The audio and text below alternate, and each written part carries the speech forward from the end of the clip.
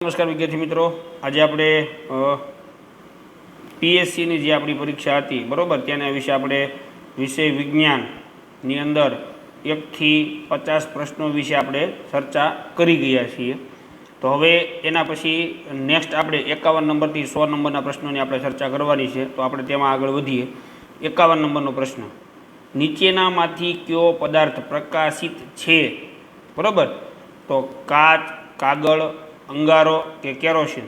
तो अंगारो जे छे ई पदार्थ प्रकाशित पदार्थ छे। 52 नंबर प्रश्न, विद्युत कोष ने केटला टर्मिनल होय छे?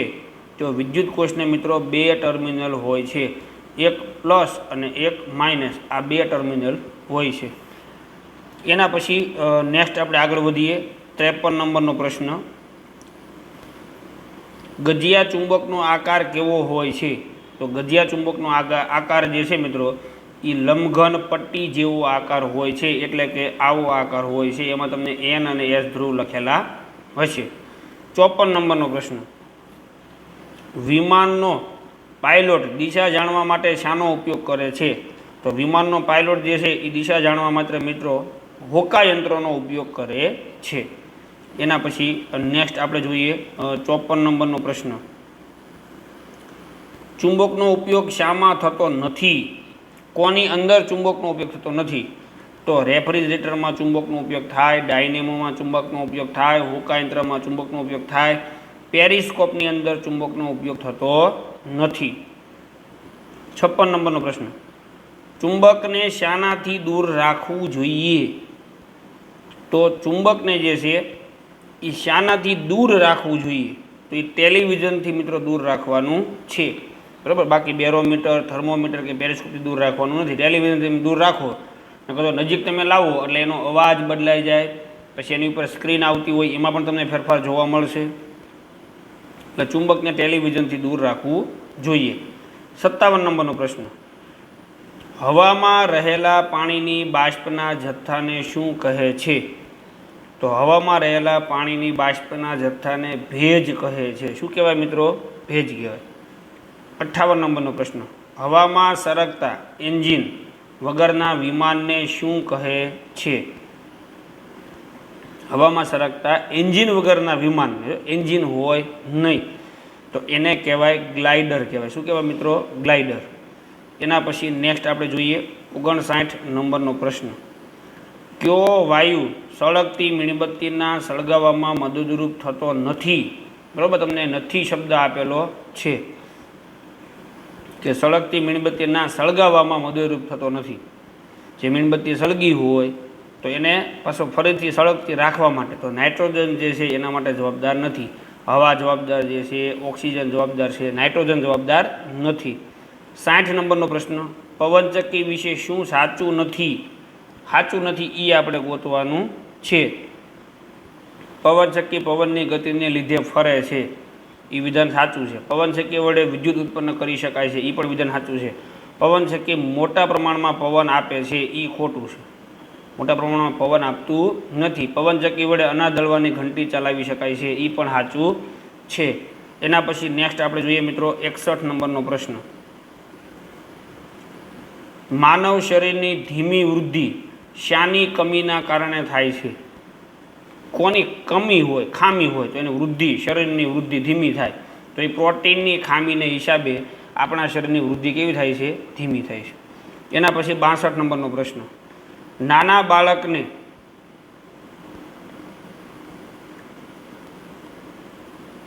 बाळकने सूर्यप्रकाशमां राखता तेना शरीरने नीचेनामांथी शुं प्राप्त थाय छे?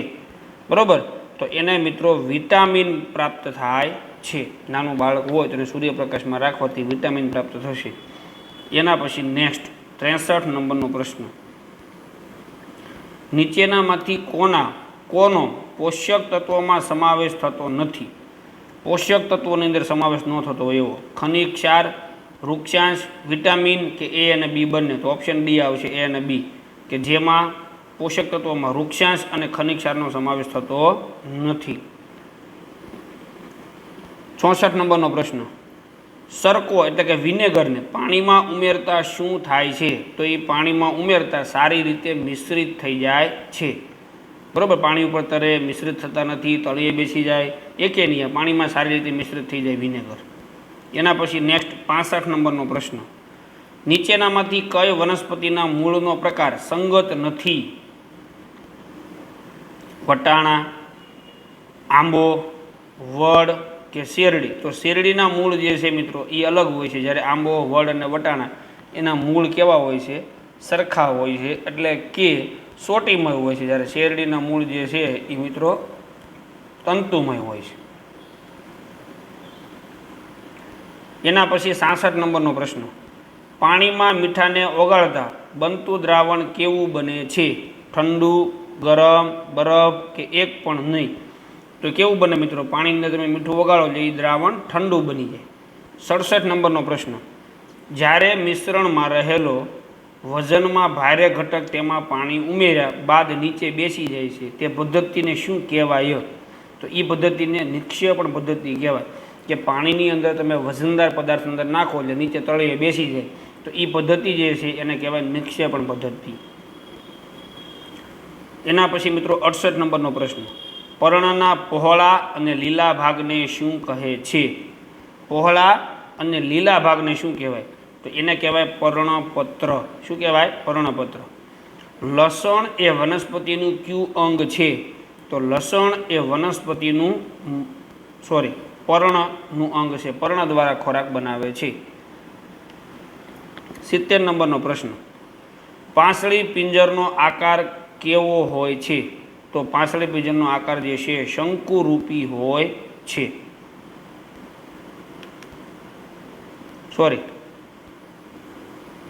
70 નંબરનો પ્રશ્ન, પાંસળી પિંજરનો આકાર કેવો હોય? તો કે એ હોય છે મિત્રો લંબચોરસ આકાર હોય. કેવો હોય? લંબચોરસ. ચાલો એના પછી નેક્સ્ટ આપણે જોઈએ 71 નંબરનો પ્રશ્ન, કોમલાસ્થિ ક્યાં જોવા મળતા નથી? કાન, નાક, સાંધાઓમાં કે ખોપરીમાં? તો ખોપરીની અંદર કોમલાસ્થિ જોવા મળતા નથી, બરાબર. સાંધાઓમાં હોય, નાકમાં હોય, કાનમાં હોય કોમલાસ્થિ. 72 નંબરનો પ્રશ્ન, પક્ષીઓના હાડકામાં કઈ વિશિષ્ટ રચના જોવા મળે છે? તો હાડકા જે છે શિશિદ્ર અને હલકા હોય છે. કેવા હોય છે મિત્રો? છિદ્રવાળા અને હલકા હોય છે, જેથી કરીને ઉડવામાં સરળતા રહે. અને છિદ્રો એટલા માટે હોય છે જેમાં હવા ભરી અને પોતાનું શરીરનું વજન ઘટાડી અને ઉડી શકે. 73 નંબરનો પ્રશ્ન, કોઈ અસ્થિ ક્યારે હલનચલન કરી શકે છે? એક સ્નાયુ સંકોચાય અને બીજો શિથિલ અવસ્થામાં રહે. ઓપ્શન સી, ત્યારે એ હલનચલન કરી શકે. 74 નંબરનો પ્રશ્ન, કયા અંગમાં અનૈચ્છિક સ્નાયુ જોવા મળે છે? તો અનૈચ્છિક સ્નાયુઓ જે છે એ મિત્રો હૃદયમાં જોવા મળે. ક્યાં જોવા મળે છે? હૃદયની અંદર. એના પછી આપણે જોઈએ 75 નંબરનો પ્રશ્ન, વનસ્પતિ દ્વારા ઉત્તેજનાને અપાતો પ્રતિસાદ નીચેનામાંથી કયો સાચો નથી? મહેંદીનો છોડ કલમ દ્વારા ઉગાડી શકાય છે. પહેલો જ એ સાચો નથી. સૂર્યમુખીનું પર્ણ સૂર્ય તરફ રહે છે, એ સાચું છે. લજામણીના પુષ્પના અડકતા પુષ્પ બીડે જાય છે, એ પણ સાચું છે. કેટલીક વનસ્પતિના પુષ્પ માત્ર રાત્રે જ ખીલે છે, એ પણ સાચું છે. કલમ દ્વારા ઉગાડી શકાય છે, એ પ્રતિસાદ આપતો નથી, એમાં સમાવેશ થાય છે. બાકી બધા પ્રતિસાદ આપે છે ઉત્તેજનાને. એના પછી 76 નંબરનો પ્રશ્ન, હાલમાં આંતરરાષ્ટ્રીય સ્તરે કઈ માપન પ્રણાલીનો ઉપયોગ થઈ રહ્યો છે? હાલની અંદર માપન માટેની કઈ પ્રણાલીનો ઉપયોગ થઈ ગયો છે? SI યુનિટનો ઉપયોગ કરવામાં આવી રહ્યો છે. 77 નંબરનો પ્રશ્ન, જળચક્રની ગતિ એ કેવા પ્રકારની ગતિ છે? તો જળચક્રની ગતિ એ વર્તુળાકાર ગતિ છે, બરાબર. જમીન ઉપરનું પાણી ઉપર જશે, ઉપરનું પાણી પાછું નીચે આવશે, એટલે વર્તુળાકાર આકાર બનશે. 78 નંબરનો પ્રશ્ન, સૌપ્રથમ કયા પ્રકારનું રેલવે એન્જિન શોધાયું હતું? તો સૌપ્રથમ સ્ટીમ એન્જિન, બરાબર, નામનું એન્જિન શોધાયું હતું.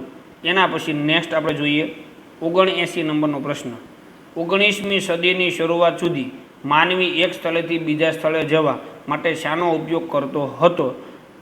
તો માનવ જે છે એ પશુ શક્તિનો ઉપયોગ કરતો હતો એક જગ્યાએથી બીજી જગ્યાએ જવા માટે 19મી સદીની શરૂઆતમાં. 80 નંબરનો પ્રશ્ન, નીચેના પૈકી કઈ શોધ 20મી સદીની નથી? અવકાશયાન, ઇલેક્ટ્રિક ટ્રેન, માલગાડી કે મોનોરેલ? તો માલગાડી જે છે એ 20મી સદીની શોધ નથી, બાકી અવકાશયાન, ઇલેક્ટ્રિક ટ્રેન, મોનોરેલ એ 20મી સદીની શોધ છે, એ પણ યાદ રાખવાનું. 81 નંબરનો પ્રશ્ન, દર્પણમાં પ્રતિબિંબ બનવા માટે કઈ ઘટના આવશ્યક છે? તો દર્પણની અંદર પ્રતિબિંબ બને એના માટે મિત્રો પરાવર્તન જે છે એ ઘટના બનવી જરૂરી છે. 82 નંબરનો પ્રશ્ન, નીચેનામાંથી કયું વિધાન અસત્ય છે? અસત્ય હોય એવું કે જ્યારે પ્રકાશના માર્ગમાં કોઈ અપારદર્શક વસ્તુ આવી જાય ત્યારે તે વસ્તુનો પડછાયો બનતો નથી. તો આ પહેલું જ અસત્ય છે. જ્યારે અપારદર્શક વસ્તુ તમે મૂકો તો એનો ફરજિયાત મિત્રો પડછાયો પડે ને પડે. પછી અરીસામાંથી પરાવર્તન થાય ત્યારે સ્પષ્ટ પ્રતિબિંબ મળે છે, સાચું છે. પારભાષક પદાર્થ તેમાંથી અંશતઃ પ્રકાશ પસાર થવા જાય છે, એ પણ સાચું છે. પડછાયો આપણને પદાર્થના આકાર વિશે માહિતી આપે છે, એ પણ સાચું છે. પહેલું વિધાન કેવું છે? ખોટું છે. 83 નંબરનો પ્રશ્ન, નીચેનામાંથી આપેલ વિધાન પર વિચાર કરો. વિધાન પહેલું, વિદ્યુત કોષ તેમાં સંગ્રહિત રાસાયણિક પદાર્થમાંથી વીજળી ઉત્પન્ન કરે છે. વિદ્યુત કોષમાં એક છેડો ધન ધ્રુવ અને બીજો છેડો ઋણ ધ્રુવ તરીકે વર્તે છે. વિદ્યુત સ્વિચનો ઉપયોગ વિદ્યુત પ્રવાહ રોકવા કે પસાર કરવા માટે થાય છે. ઉપરોક્ત વિધાનોમાંથી કયું વિધાન સાચું છે? તો ઓપ્શન ડી, 3 વિધાન મિત્રો સાચા છે. બરોબર. એના પછી આપણે જોઈએ 84 નંબરનો પ્રશ્ન, જ્યારે વિદ્યુત પરિપથ પૂર્ણ થતો નથી ત્યારે તેને નીચેના પૈકી શું કહી શકાય? સ્વિચ ઓન, સ્વિચ ઓફ, બંધ પરિપથ કે એક પણ નહીં? તો વિદ્યુત પ્રવાહ જ્યારે પસાર થતો ન હોય ત્યારે સ્વિચ ઓફ સ્થિતિમાં હોય. ઓન હોય તો પસાર થઈ જાય, બંધ પરિપથ હોય તો પણ પસાર થઈ જાય. બરાબર. પણ સ્વિચ ઓફ હોય ત્યારે વિદ્યુત પ્રવાહ પસાર થતો નથી. એના પછી નેક્સ્ટ આપણે જોઈએ 85 નંબરનો પ્રશ્ન, વૃક્ષાંશ એ શું છે? તો વૃક્ષાંશ એ એક પ્રકારના પાચક રેસાઓ છે. એના પછી આપણે જોઈએ 86 નંબરનો પ્રશ્ન, પરિતાને દરરોજ સવારે બ્રશ કરતી વખતે પેઢામાંથી લોહી નીકળે છે, તો તેમના કયા વિટામિનની ઉણપ હોઈ શકે છે? તો એને મિત્રો વિટામિન સીની ઉણપ હોઈ શકે છે. બરાબર. પેઢામાંથી લોહી નીકળતું હોય તો બ્રશ કરતી વખતે. એના પછી 87 નંબરનો પ્રશ્ન, ડૉક્ટરે માહીને પાચક રેસા ધરાવતો ખોરાક ખાવાની સલાહ આપી છે, તો તેના માટે નીચે પૈકી કયો ખોરાક યોગ્ય રહેશે? બરાબર. પાચક રેસા ધરાવતો ખોરાક ખાવાનો છે, તો નીચેનામાંથી કોણ એવું છે જેમાં એને પાચક રેસા મળી શકે? તો તાજા ફળો અને શાકભાજીમાંથી એને પાચક રેસાઓ મળી શકે. એના પછી 88 નંબરનો પ્રશ્ન, પાણીમાં સંપૂર્ણપણે ઓગળતા પદાર્થનું જૂથ કયું છે? પાણીની અંદર સંપૂર્ણ રીતે ઓગળી જાય. મીઠું, સાકર, ફટકડી, ગંધક, કાચ, તેલ. જો આમાંથી કાચ ન ઓગળે, પછી તેલ ન ઓગળે. પછી ફટકડી, તેલ, આયોડિન, પછી બરફ, ખાંડ અને તેલ. તો તેલ જે છે મિત્રો એની અંદર ઓગળશે નહીં, એટલે ઓપ્શન એ જવાબ આવશે. મીઠું, સાકર અને ફટકડી. જો આમાં તેલ છે, આમાં તેલ આપેલું છે, અને આમાં તો કાચ આપેલો છે, અને તેલ પણ આપેલું છે. બરાબર. એટલે ઓપ્શન એ જવાબ આવશે. મીઠું, સાકર અને ફટકડી એ એની અંદર ઓગળી જાય છે. 89 નંબરનો પ્રશ્ન, નીચેનામાંથી કયું જોડકું યોગ્ય નથી? એ ગોતવાનું છે. પર્ણદંડ પર્ણને પ્રકાંડ સાથે જોડે છે, સાચું છે.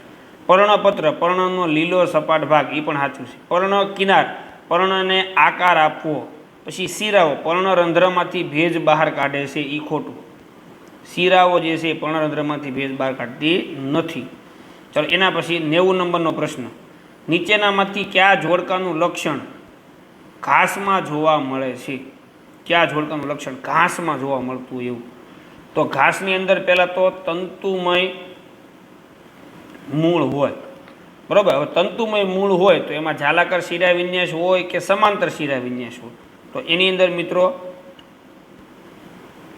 જાલાકાર શિરા વિન્યાસ હોય.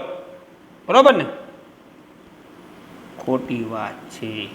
એની અંદર સમાંતર શિરા વિન્યાસ હોય. બરાબર. જાલાકાર શિરા વિન્યાસ જે છે એ સોટીમય મૂળની અંદર હોય છે. એની અંદર હોય સોટીમય મૂળની અંદર. સમાંતર શિરા વિન્યાસ કોને કહીશું? તમે જે પર્ણ જે છે એ તમે શીરો તો સીધે સીધું શિરાઈ જાય એને આપણે સમાંતર શિરા વિન્યાસ કહીએ છીએ. તો સમાંતર શિરા વિન્યાસ અને તંતુમય મૂળ આ વિધાન તમને છાસું જોવા મળશે. યાદ રાખજો ખાસ મિત્રો. 91 નંબરનો પ્રશ્ન, ધતુરાના પુષ્પનો આકાર કોના જેવો હોય છે? તો ધતુરાના પુષ્પનો આકાર જે છે એ તપેલી જેવો હોય છે. 92 નંબરનો પ્રશ્ન, દોરડું કૂદતી માહીના હાથની ગતિ સાથે કયો સાંધો સંકળાયેલો છે? તો એ આવશે મિત્રો ખલદસ્તા સાંધો સંકળાયેલો છે. હાથ વડે જે ખંભાનો ભાગ જે છે એના ખલદસ્તાનો ભાગ સાંધો આવેલો છે. એના પછી 93 નંબરનો પ્રશ્ન, ઉઠક બેઠક કરતી વખતે તમારા શરીરના કયા સાંધાનો સૌથી વધુ ઉપયોગ થતો હશે? તમે ઉઠક બેઠક કરો એટલે મિજાગરાના સાંધાનો વધારે ઉપયોગ થતો હશે. મિજાગરાનો સાંધો જે ગોઠણમાં આવેલો છે તે. ચલો એના પછી મિત્રો 94 નંબરનો પ્રશ્ન, કયા અસ્થિના આધાર પર જમીન પર બેસી શકાય છે? તો એ તો તમને બધાને ખબર છે, નિતંબા અસ્થિ. બરાબર, નિતંબા અસ્થિના આધાર ઉપર આપણે જમીન ઉપર બેસી શકીએ છીએ. એના પછી નેક્સ્ટ આપણે જોઈએ મિત્રો 95 નંબરનો પ્રશ્ન, કરોડરજ્જુનું બીજું નામ જણાવો. તો કરોડરજ્જુનું બીજું નામ શું છે? તો એ છે મિત્રો મેરુદંડ. શું નામ છે એનું બીજું નામ? મેરુદંડ. એના પછી નેક્સ્ટ 96 નંબરનો પ્રશ્ન, ક્રિકેટની રમતમાં ઝડપી બોલર દ્વારા બોલિંગ કરવાની ક્રિયા કયા સાંધા સાથે સંકળાયેલ છે? ઝડપી બોલિંગ કરે તો એ કયા સાંધા સાથે છે? તો કે કંદુક ખલ્લિકા સાંધા સાથે જોડાયેલું છે. 97 નંબરનો પ્રશ્ન, નીચેનામાંથી કયા અંગમાં કોમલાસ્થિ છે? કર્ણપલ્લવ, શીર્ષ, હૃદય કે પાંસળી? તો આમ આવશે મિત્રો કર્ણપલ્લવની અંદર કોમલાસ્થિ છે, એટલે હાડકા વગરનું, જેને કોમલાસ્થિ કહેવાય. એટલે કાનને તમે જોજો, તમે ભેગો કરજો તો વળી જશે, ભેગો થઈ જશે.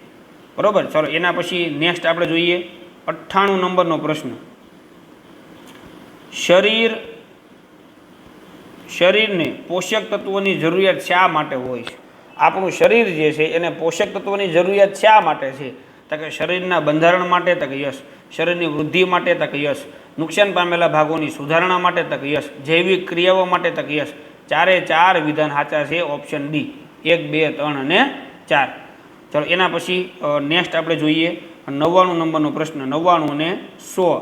બરાબર, આપણે 100 પ્રશ્નો સુધી જોવાનું છે. કયા સાંધામાં વેલણાકાર અસ્થિ એક વલયમાં ફરે છે? વેલણાકાર અસ્થિ એક જ વલયની અંદર ફરતા હોય તો એ ઉખળી સાંધાની અંદર એક જ વલયમાં ફરે છે.